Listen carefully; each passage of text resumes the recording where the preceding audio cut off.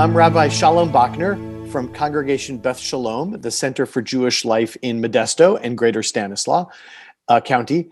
And I want to present today about anti-Semitism, what it is, modern examples, including some local examples, and the fascinating and somewhat disturbing history of the term itself. So let's dive in with my definition of anti-Semitism, which is hatred of Jews expressed in both word and or violent or hateful actions. The dictionary definition of the term is hostility to or prejudice against Jewish people. There are various forms that this takes today. Holocaust denial or minimization and ignorance is rampant. 49% of millennials could not name a single Nazi concentration camp or ghetto, not even Auschwitz. And the Elders of the Protocols of Zion, a fake document created by the Russian secret police in 1903, claiming to represent a worldwide plot of Jewish world domination, is widely quoted on the internet as a true, legitimate source. The highest levels of anti-Semitic incidents since the Anti-Defamation League, the ADL, began tracking data 40 years ago, was in the last year or two, with more than 2,100 acts of assault, vandalism, and harassment reported across the United States against American Jewish communities. The rise of far right-wing extremist organizations, such as the Three Percenters, the Oath Keepers, Proud Boys, Texas Freedom Force, and other self-described Nazi and white supremacists, were obviously among the mob that stormed the US Capitol, according to federal investigators. The FBI describes several of these groups, quote, as a large but loosely organized collection of militias who believe that the federal government has been co-opted by a shadowy conspiracy that is trying to strip American citizens of their rights, end quote. And in that one sentence, we hear a lot of historic anti-Semitic, anti-Jewish tropes. The idea of a shadowy conspiracy, some kind of secret attempt to overthrow the government or to strip people of their rights. Some local examples include Zoom bombing. While the Jewish community in Modesto has not been impacted by this, the Jewish community of the Bay Area has, including a recent memorial event being deliberately Zoomed bombed by neo-Nazis. There have been reports in the media of comments and conversations and Facebook postings saying that Jews are behind COVID-19, that this whole horrible contagion, this horrible virus, is the example of Jews controlling the world and not just controlling the weather, controlling the military, but in this case, literally controlling matters of life and death. Fortunately, there are some local examples. There is a loose organization called Daily Stormer, which puts out various white supremacist and anti-Semitic materials, and flyers credited to Daily Stormer have been posted on my congregation on its side gate, also at College Avenue Church, at a town hall meeting in a series convened by Congressman Josh Harder, and at the LGBT Pride Center. And what's disturbing about each of these flyers is they were personalized for that event. So someone not only took the time to download these hateful flyers, but to fine-tune their message for the location that it was being hung, and also showed a significant understanding of when these various events were happening in the community. While I feel completely comfortable and safe as someone who is recognizes themselves as a Jewish person, I wear my kippah, my head covering, all over Modesto, and I've never heard a single negative comment. It is certainly disturbing when we get the occasional phone call or hateful letter sent to us. It's never directly threatening violence against us, but it is full of horrible, hateful statements referring to us as Christ killers, referring to us as responsible for many of the problems in the world. And while it might just be a handful of people that are behind these flyers and these phone calls and these letters, The fact that anyone wakes up in Modesto in Stanislaus County and says to themselves to put on their to-do list, let me send some hate mail to the local Jewish community, that certainly is disconcerting. We had an incident of graffiti on our building, but this is going back before my time working for the congregation, I believe about 12 years ago. And I have to say, we feel very comfortable here as a Jewish community, and really good relations, not only with our neighbors, but the faith community, the local police, the city council. So again, I don't think we're talking about a widespread local hate group, but the fact that it's here at all is obviously disconcerting.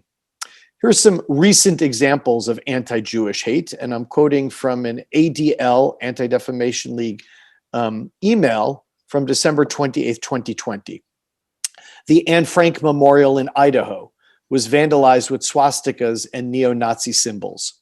At a Chabad center in Kentucky, that is an ultra-Orthodox outreach group, during a Hanukkah candlelighting event, a man screamed anti-Semitic slurs out of his SUV.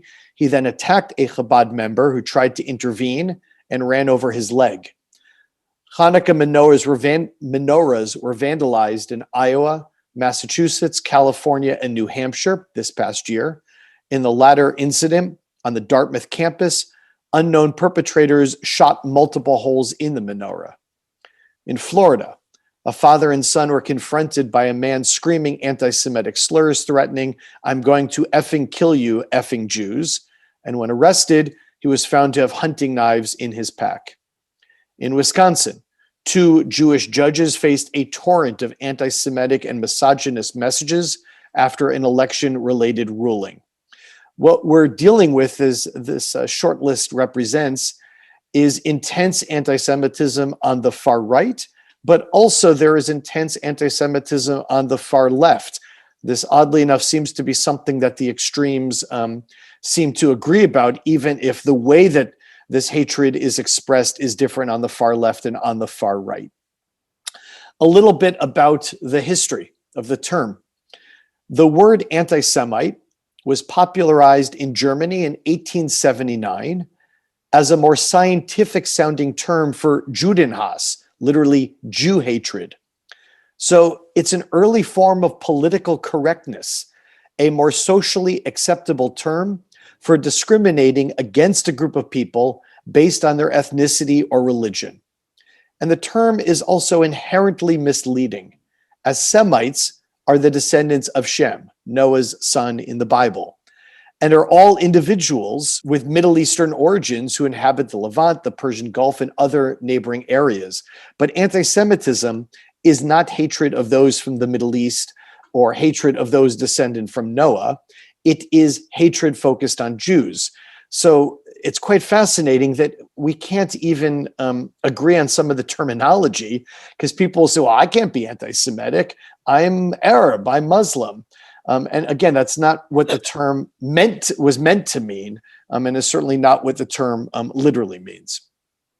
A little bit about the history of anti-Semitism, and I'm drawing this from an article from the History Channel.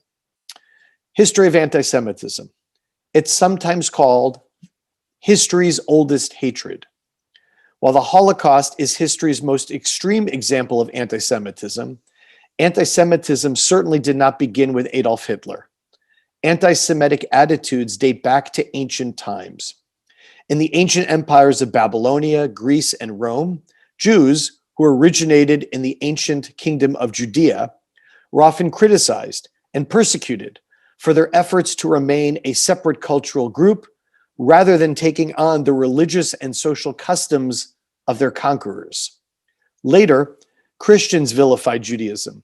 They accused Jews of outlandish acts such as, quote, blood libel, the kidnapping and murder of Christian children to use their blood to make Passover bread, which is an absurd accusation. Jews do not even eat the blood of animals and are certainly not cannibals, but it's an example of when a lie is repeated enough times, it begins to be believed. Christian leaders often accused Jews of being, quote, Christ killers. In much of Europe throughout the Middle Ages, Jewish people were denied citizenship or the right to own land or bear arms or join any of the trade guilds, and were forced to live in separate areas called ghettos.